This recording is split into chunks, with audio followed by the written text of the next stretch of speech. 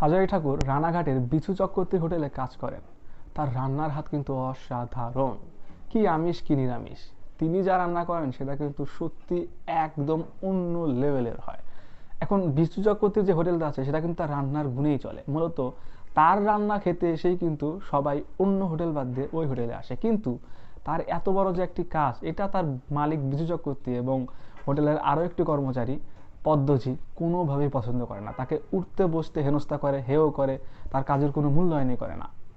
এখন এত কিছুর পরেও হাজারী ঠাকুর স্বপ্ন দেখে নিজের একটি হোটেল দেবে এবং যার নাম দেবে আদর্শ হিন্দু হোটেল, যেখানে সে কাউকে ঠকাবে না, সস্তায় উন্নত মানের এবং পরিষ্কার পরিচ্ছন্ন একটি পরিবেশে মানুষকে খাওয়াবে। এতেই তার আনন্দ। মানুষকে খাওয়ানোর মধ্যে সে আনন্দ খুঁজে পায়। কিন্তু স্বপ্ন দেখলেই তো হবে না, এখানে অনেকগুলো বিষয় কাজ করে, কারণ একটা হোটেল খুলতে অনেক টাকা লাগে। অ্যাটলিস্ট 200 টাকা তো লাগবেই। এখন 200 টাকা বলছি কারণ এইটা কিন্তু ব্রিটিশ আমলে লেখা, অর্থাৎ 1940 সালে। সো ওই সময় 200 টাকা মানে হিউজ একটা টাকা, একটা হোটেল খোলার জন্য যথেষ্ট। এবং সে 200 টাকা থেকে পাবে, কারণ তার মাসিক বেতন হলো 7 টাকা, যা দিয়ে কোনো রকমই তার সংসার চলে। ইভেন সে ঠিকমতো খেতেও পায় না 3 বেলা তার বিজু চক্রবর্তীর হোটেলে। সো সে এত টাকা থেকে পাবে? তাহলে কি তার স্বপ্ন দেখা ভুল? তার হোটেল কি কোনোদিনও খোলা হবে না? সে কি কোনোদিনও পারবে না তার স্বপ্নকে পূরণ করতে?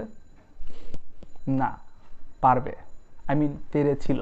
হোটেল খোলা হয়েছিল এবং যার নামও ছিল আদর্শ হিন্দু হোটেল। এখন কিভাবে হোটেল খোলা হলো, কি কি কারণে আদর্শ হিন্দু হোটেল এত মানুষের কাছে জনপ্রিয়, সমস্ত কিছু জানতে হলে আপনাকে পুরো বইটি পড়তে হবে।